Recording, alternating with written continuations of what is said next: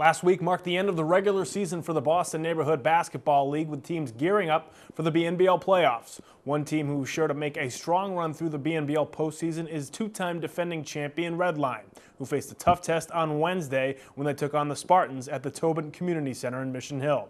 Let's head now to the Tobin for this one. There you see Redline defending champs only playing with 5 players in this one. Spartans only having 5 too. I'm going to start off with the first half there. That's Leroy Hamilton with the steal and the lay-in. He puts Redline up 7-2 early on. Later on, it's the Spartans playing some D. That's Mike Rodriguez, the point guard, with the steal. Off the give and go, he scores the layup right here for the Spartans. They get within 1 there early on in the first half. Late in the first half now, E.J. Rogers.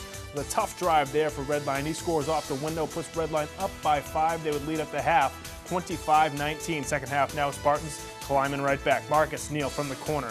Nothing but nylon for that fella. Ties it up at 35 apiece. Couple of minutes later for the Spartans, it's Neal once again for 3. Gives the Spartans their first lead of the game, 40-38. Crazy last few seconds in this one. 30 seconds left to go. Spartans up by 2. Tavon Watson hits a 3, puts Redline up by 1.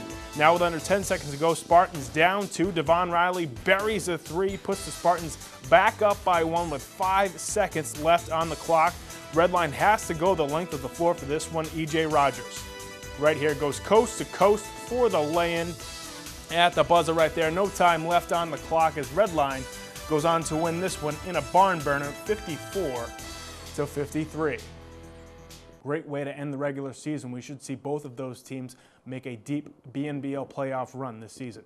Switch gears now and head to the baseball diamond. Over the past 5 years, a Little League baseball team from Japan has squared off against a Little League team from the North End as part of the Red Sox Foundation-sponsored baseball exchange program. This year's game was held just a couple of weeks ago at Puopolo Park in the North End, and like years past, the baseball exchange game was a once-in-a-lifetime experience for the many Little Leaguers that were involved. For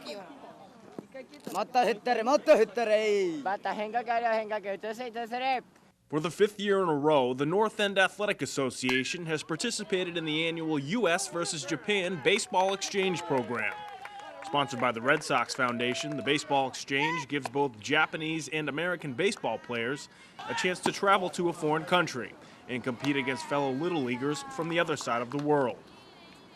We got contacted by the Red Sox Foundation that they had a team from Japan coming in to travel around the United States, and they asked us if we were willing to put together a team to play some ball against the kids from Japan. Of course, we jumped at the opportunity. Everyone involved, players, coaches, you name it, everyone's just so honored and pleased to be a part of it. The game itself is a unique on-field experience for the North End players, as they're able to compete against some of the best Japan has to offer. I bet it's going to be tough competition because they're always in the Little League World Series and we never really played them, so I'm excited to play them. They were nasty, pitching, fielding, hitting, just overall. I'd never really faced anything like curveball or anything like what the Japanese kids do. Japan is a hotbed of baseball, and the opportunity to play against that level of competition in the United States, it's just not there. So we loved it, and the kids were very excited. But perhaps the most rewarding part of the baseball exchange is that the families from the host country invite the traveling players to stay at their homes. And during that time, both players and families are able to learn about each other's cultures and form new friendships. When they come from Japan, we put them up at the houses of our players. They stayed at the Machi House, the Wolf House, the Swab House. When we go out there, they put us up in their place. For the last 2 years, I've been a host family for kids who came here. It's very interesting. It's a lot of fun. At first, they can be a little shy, but they open up and you make a whole new friend out of it by the end of the 2 weeks. I'm hosting 2 of them at my house. Usually for the first couple days they're pretty shy, and then they sort of start getting used to America and the life, and by the end they're really into it, and I think they have a lot of fun. Of course, with any program involving different cultures, there are certain obstacles to overcome. But through the universal language of baseball, these 2 Little League teams from opposite sides of the globe are able to learn about new customs, form new friendships, and create memories that will last a lifetime.